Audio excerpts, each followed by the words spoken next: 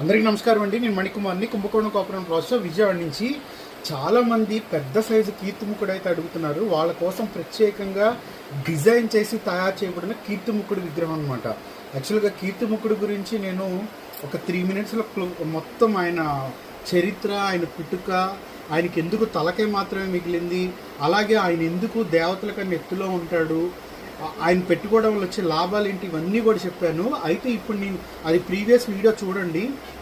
నేనైతే నమ్మగలను, ఎందుకంటే నా ఇన్స్టాగ్రామ్లో నాకు 389 ఫాలోవర్స్ ఉన్నప్పుడు కీర్తిముఖుడిని నేను చూపించినప్పుడు నా ఫాలోవర్స్ అయితే విపరీతంగా పెరిగిపోయారు. ఒక రకంగా కీర్తిముఖుడి వల్ల కీర్తి ప్రతిష్టలు, అనారోగ్యం సమస్యలు ఏమైనా ఉన్నా, తర్వాత ఆర్థిక ఇబ్బందులు, ఏదైనా నెగిటివ్ ఎనర్జీ ఇంట్లో రాకుండా ఉండటం, ఇవన్నీ కూడా కీర్తిముఖుడు చేసే శుభాలన్నమాట.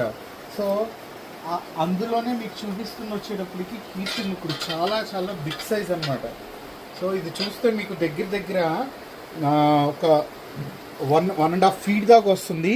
ఇక్కడ కీర్తిముఖుడిని చూస్తే కనుక ఎంత అందంగా ఉంటాడంటే, యాక్చువల్గా ఆయన కళ్ళు కానీ, ఆయన ముక్కు, అలాగే ఆయన కోరలు చూడండి ఎంత అందంగా ఉందో, అలాగే ఆయన కోర, నాలిక.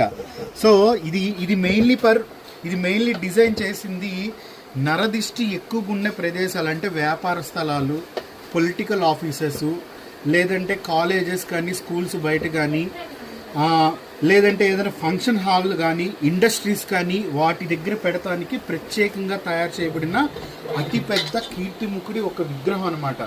సో ఈయన గురించి ఇంకా తెలుసుకోవాలని మన వాళ్ళకి ఇంట్రెస్ట్ ఉంటే ఒక్కసారి కీర్తిముఖుడి గురించి మీరు గూగుల్లో సెర్చ్ చేయండి, అలాగే యూట్యూబ్లో కూడా సెర్చ్ చేయండి. ఆయన పూర్తి కథలు కూడా మీకు తెలుస్తాయి.